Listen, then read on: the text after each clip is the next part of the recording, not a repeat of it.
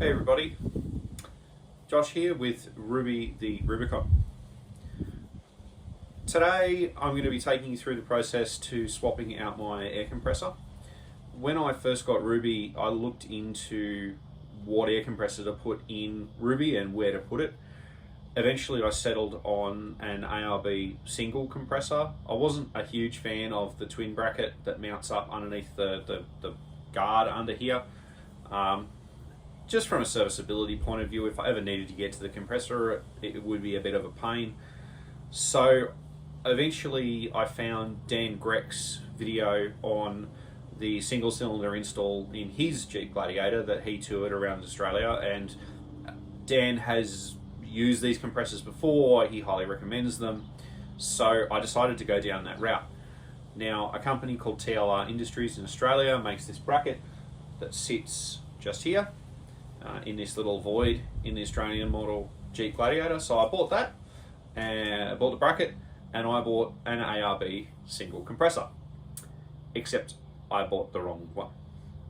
The compressor that I bought was the I think CKSA12, and there's also a CKMA12. And if you don't know what you don't know, which I am definitely fall into that category, you may not pick up that the two are different. Certainly I didn't. The CKSA is the Locker compressor. So it's only designed to pump a small amount of air to a high pressure very quickly. It's not really suited to inflating tires. Now, I have tested this compressor, inflating tires on the Gladiator. It does work. How long it would last, I don't know. It's not designed for constant duty cycle use. With the stock 32s, it will inflate the Gladiator tires from 20 pound to 37 pound in about 5 minutes a tire.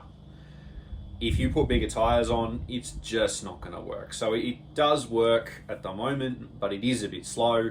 Having a little bit bigger compressor is a good thing.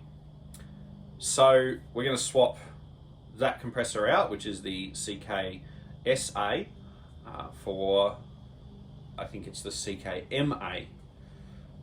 Probably got it written on it. Nope. Oh, we'll find it.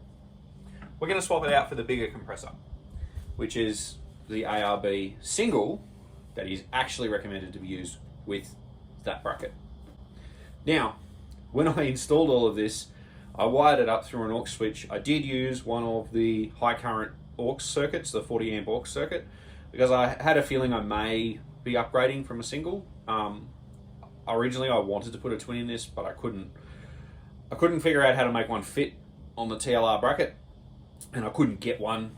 Everyone that I've tried to get one from locally is out of stock, and I didn't want to buy the compressor to get it here to try and fit it, to find out that it wouldn't fit. So unless I could put my hands on one and marry it up to the bracket to see if it would fit, I didn't want to spend that money. Whereas I knew the upgraded single will fit, so I'm going to put that one in today.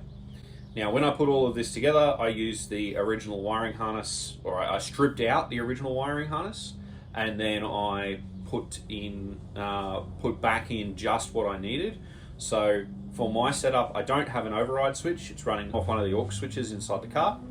So I just have a relay, the pressure switch, and some 12-volt lines. And essentially all the pressure switch does is turn the relay on to prevent the compressor from overpressuring. And the pressure switch is the standard pressure switch, which is set to 100 pound. Anyway, enough talking.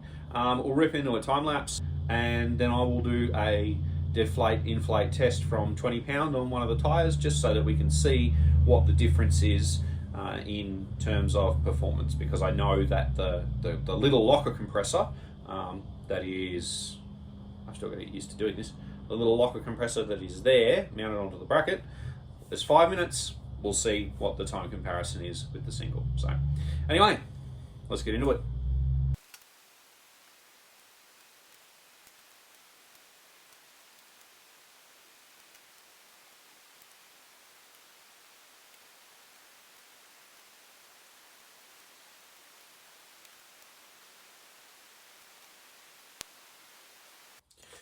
All right, everyone. So we have the loom unpicked now. Now, why did I do this? Why didn't I just figure out what wires I needed? Just get rid of that. And just plug it in. Because it's untidy. And I really hate untidy things. I like things to be neat. I have a background in ham radio and electronics, so I do know what I'm working with here. I've dealt with much more sophisticated electronics than this. Basically, really all we need, this loom that comes with the compressor is designed to be able to handle a bunch of switches. So it's designed to also run lockers or accessories, whatever you need to run, and run a bunch of solenoids. And quite simply, in the Gladiator, well, we've already got lockers. We've already got our sway bar disconnect. We don't really need any of that stuff. I guess if you put helper airbags in the back, you could use some of this loom to control some solenoids to help you run those, but yeah, then again, maybe not. So for my needs, having the loom all together, it's just excess wires. It's just excess crap you don't need. Now, basically, what we're going to do, we're going to run these two trigger wires through the pressure switch. And we're going to have one of these wires, one of these will go to earth, obviously. One of them will go to the pressure switch. And the other side of the pressure switch will come back to the positive line that feeds the relay, which is the solid red here. We're going to delete the fuse. And the reason we're going to delete the fuse is because I'm running this from an accessory line.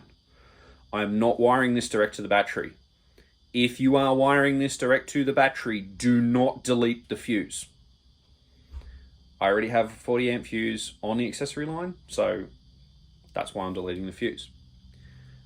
And then we're going to run it through the factory cable duct. So a little bit more work to do here, and then we'll be ready to strip the old compressor out, strip the old wiring out, and put the new one in.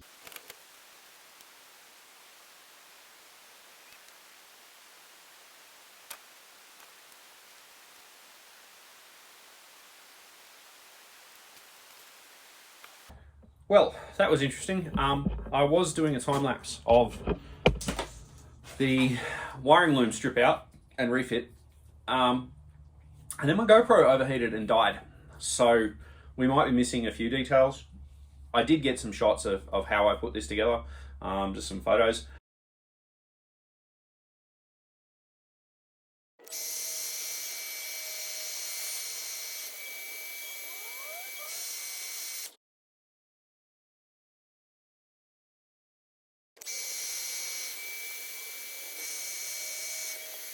So we cut the fuse out, we deleted the fuse. Now, at the point that I deleted the fuse, I picked up a positive line because the relay that's connected needs a positive in order to switch the relay through the pressure switch. Now, that is just a cutoff, right? That's not going to stop you from blowing your tires up. It is the pressure switch that comes with the compressor, which is factory set to 100 pounds. You cannot change that unless you put some kind of tire pressure control external system. ARB do have a system that connects to your phone that allows you to set what pressure you want the tires to be inflated to, and it will just stop at that point. I may install one of those at a later date. We'll wait and see. So basically what I've now got is this very simple loom. Now I haven't wrapped up this end because this is going to go into the cable duct. Now, one thing that irks me about Jeeps is they have this beautiful cable duct, and in fact Jeep themselves are guilty of this. They have this beautiful cable duct that runs along the firewall. Except when people fit aftermarket accessories, they cable tie the cables onto the outside of the cable duct. That drives me nuts. It takes an extra 2 minutes to pull the cover off the cable duct and run the cables through the cable duct. There are extra entry points into that cable duct, and there is plenty of spare room. So please, if you're doing wiring on a Jeep, put the cables in the cable duct. When I had the tow bar installed on this thing, the tow bar install, the mechanical side of the tow bar install was fantastic. But Jeep cable tied the trailer loom to the outside of that cable duct. Come on, guys. 5 minutes worth of extra work? Maybe? instead I had to pull the cable duct out. I had to pull all the wiring out that they did, because underneath the car they made a mess of it as well. And I basically had to rerun the cabling that Jeep put in. I mean, spend an extra 10 minutes, do the job properly. These things are an expensive vehicle. There's no way to get around it. They are an expensive vehicle. So just do it right. Do it right the first time. Anyway, we'll get on with it. We'll rip into a time lapse of me pulling that compressor out, pulling the wiring out. Now, I did earth this compressor on the passenger side of the vehicle. I'm not going to do that this time. I'm actually going to run the earth back around to an earthing point on the driver's side of the vehicle, so that we've got a shorter run to the battery, because this compressor pulls roughly 3 times the amount of current as this one, and I don't want to earth that through the body. I'm trying to reduce as much voltage drop as I can. I have left these unterminated, as well as these, because I may need to shorten them once I get the compressor in. So let's rip in, we'll get the compressor out, we'll get the new compressor mounted up on the bracket, and then we'll figure out how the wiring's going to sit. These spinners, the swivel ones, awesome for this kind of job.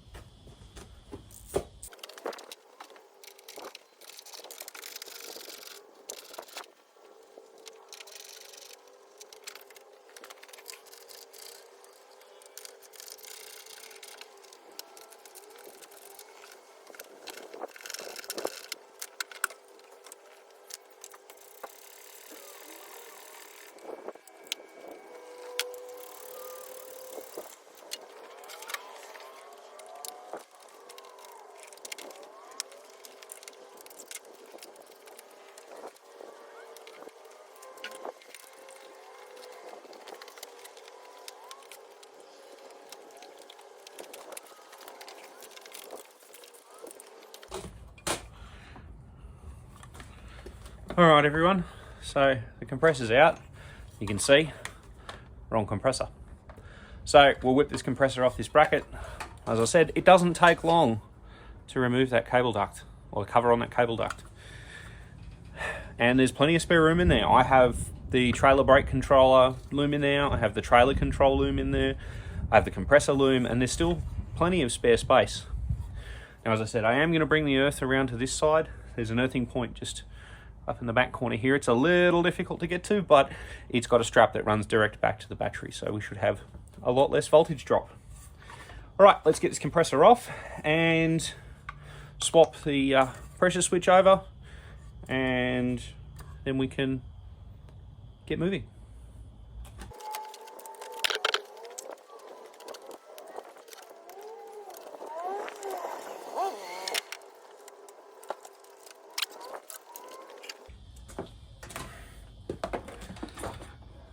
So to answer the question of why am I swapping the wiring loom out, you've already got a wiring loom in there. That's the wiring loom that comes with the Locker compressor. That's the wiring loom that comes with the bigger compressor. So we're gonna have a lot less voltage drop through this. While this would probably run it, there'd be a fair bit of voltage drop through this, whereas this will allow the compressor to run with less current, with more power, inflate tires quicker. Good.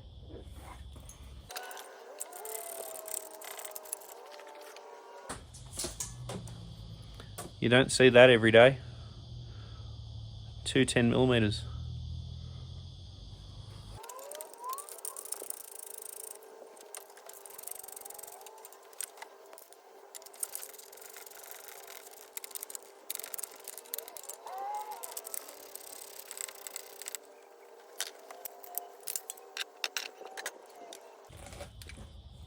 So to give you a comparison on the size difference, yeah, a Locker compressor is a lot smaller. Anyway, that'll be for sale. Anyone wants to buy a Locker compressor, let me know. I'll sell it to you cheap.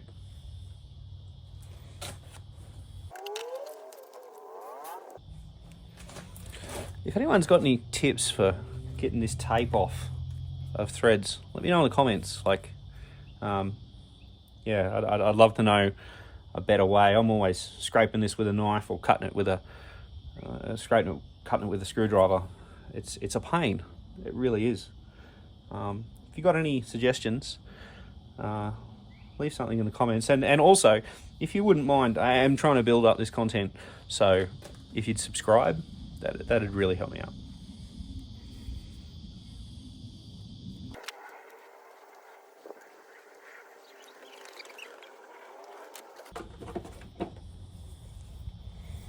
Alright, now we need to figure out how this is going to mount onto this. I think it's going to have to go on like that, and we're going to have to pivot it down a little bit. We'll see how we go.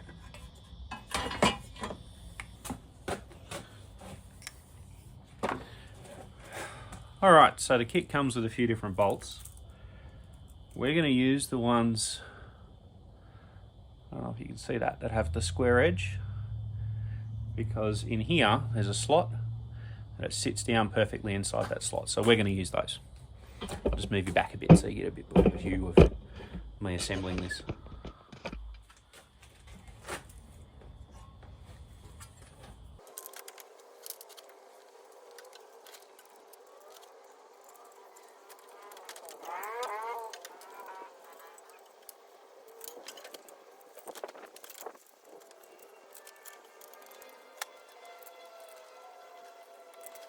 We're just going to snug these up, and then we'll have a little test fit just to see how it's going to fit, and make sure that it will fit and clear everything.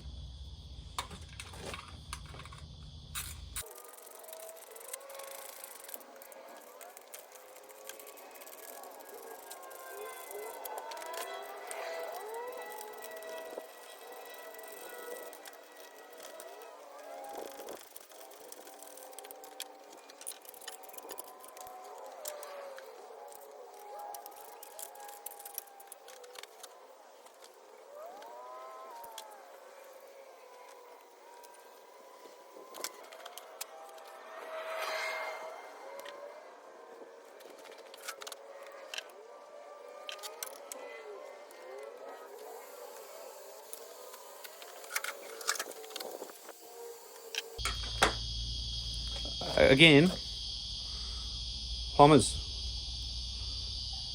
what's the best way to get Teflon tape off?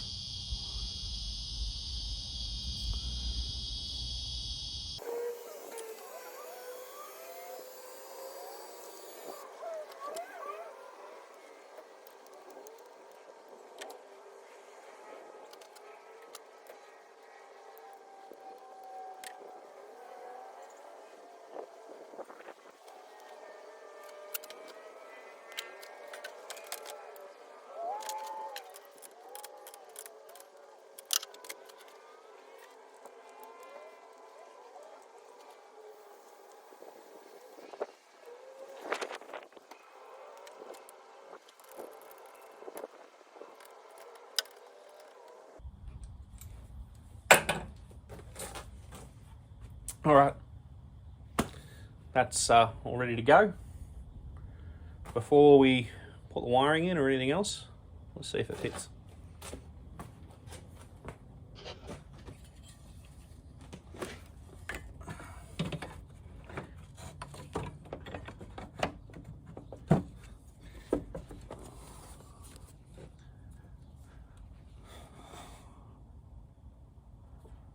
Next, run the wiring through, bolt this in place.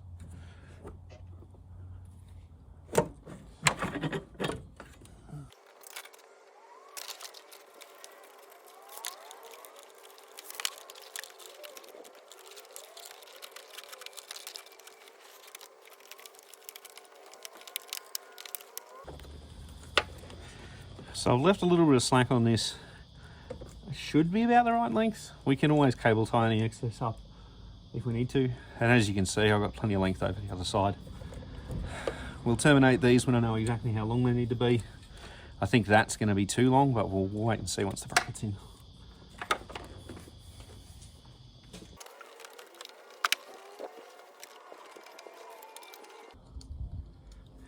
Way too long. So I've just run it around, and we'll just cable tie that in there somehow. We'll figure out a way. Put a cable tie in there just to hold that. And then I've just got to,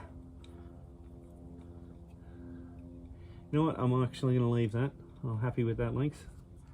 Just need to whack a couple of connectors on the end of that. Then we can plug the pressure switch on.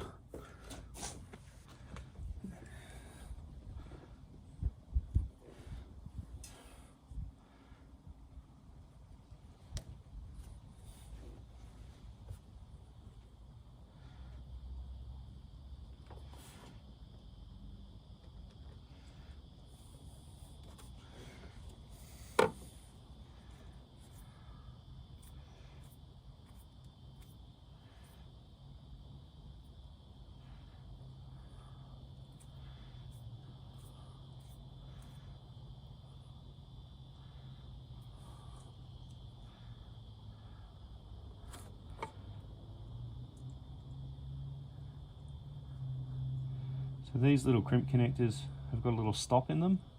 So you just slide them all the way on until they stop.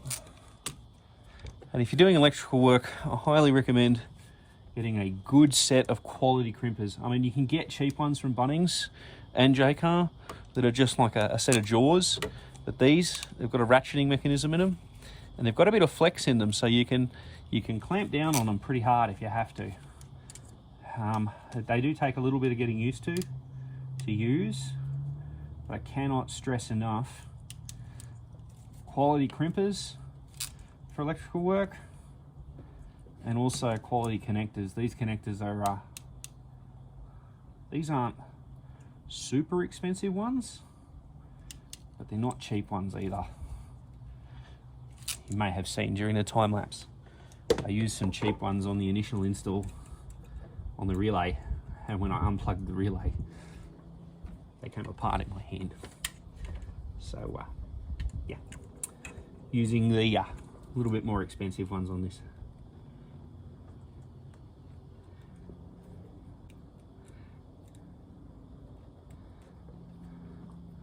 All right, that's in. Just got to put the bolts up top, snug them in, and then sort the rest of the wiring out.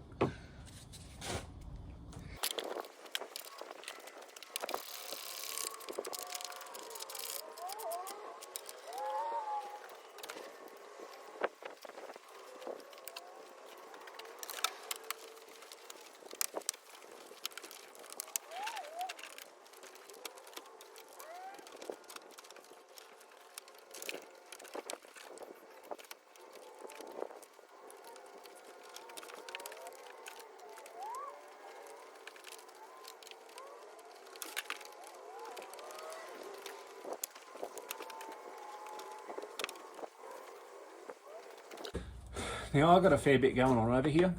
I've got a relay that is switched from one of the auxiliary switches that powers everything in the back. I've also got a brake controller, I've got the power feed for the spotlights, I've got the power feed for the comms inside the truck. So there's a fair bit going on here. So the earth point I'm going to use is actually just up in here. It's a little awkward to get to, especially because I have this is where my cable that runs down to the trailer goes down to the back of the back of the truck. So there's a bit of fandangling going on here. Previously, the compressor was hooked up to this line through a barrel connector. I'm not going to do that again. You can actually see this one shrunk a little bit from the heat in the bay. I'm actually going to solder these connections. Now, I'm not interested in the solder versus crimping debate. I understand that in an ideal world, crimping is better. However, I don't have the right crimps and I don't have the right tools. And in the absence of both of those, soldering is better than a crappy crimp. That's just how it works. I'm going to shrink it with double wall heat shrink tubing. So once it's all together, it should be fairly vibration resistant. Certainly, if it becomes an issue, all that's going to happen is the compressor will stop. So I'm not too worried about this one. It is what it is. You can have your own opinions on that. If you'd like to leave something in the comments, that would be fine. Interested to know what you think, whether the crimping versus soldering thing is as polarizing as most people make it out to be. Also, if you're enjoying this content, please don't forget to subscribe and share it with your friends. Back to it.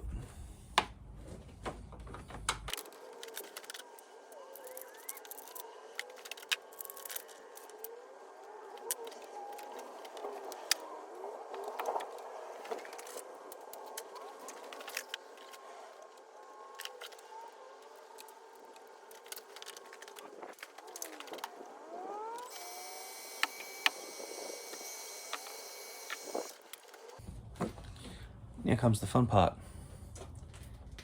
Getting the earth out.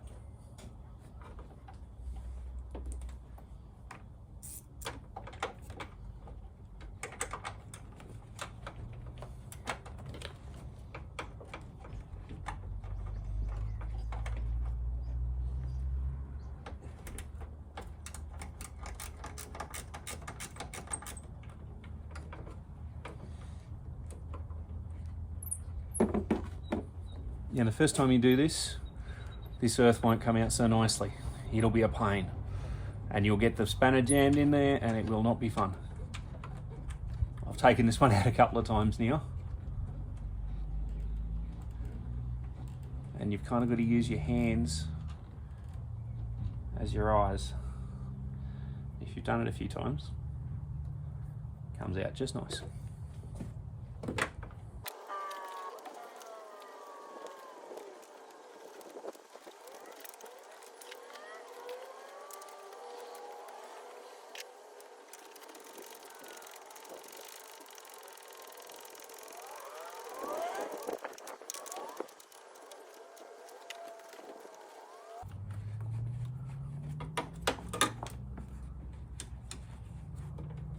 Alright, that's the earth done. Now let's get the positive.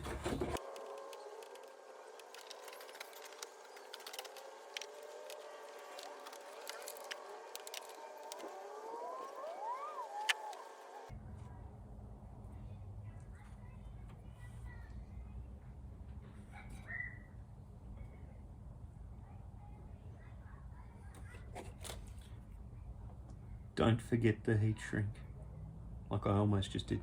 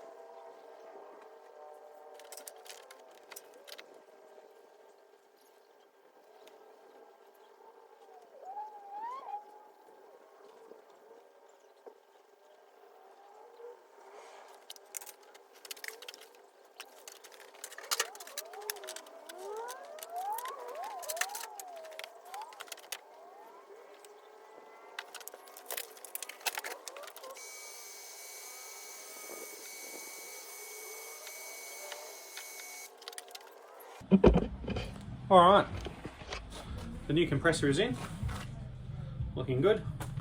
We'll plug her in, start her up and see how it goes.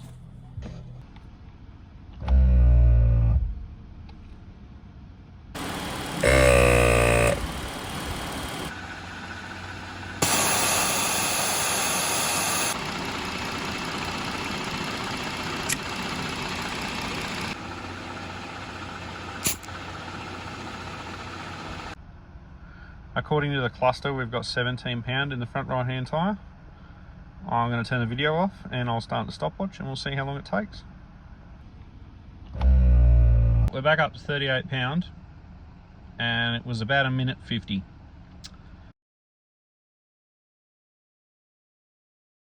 Down from 5 minutes, or 5.5 minutes. Pretty happy with that. So the compressor install's finished, all the wiring's done. If you have any questions, I'll happy to answer any in the comments about the wiring, about certain decisions that I made. I'm not interested in the whole soldering versus crimping debate, so I mean, don't even bother. I'm not gonna engage on that question. The Locker compressor is for sale if anybody is interested in it. If you're interested in this, if you like this content, if you like what I'm working on, I plan to do a bunch more videos on the various installs that I've done in Ruby, doing some reviews of some products. All of this stuff is stuff that I have spent money on. So this is my own money. None of this is sponsored. None of this, nobody sent me anything. I am spending my own money and I'm sharing this content so that other people can hopefully get something out of it. If you like this content, please do like the video, subscribe, share it with your friends. If not, that's okay too. If you have any questions, as I said, leave any questions that you might have in the comments. And this has been Josh with Rubi the Rubicon. Cheers.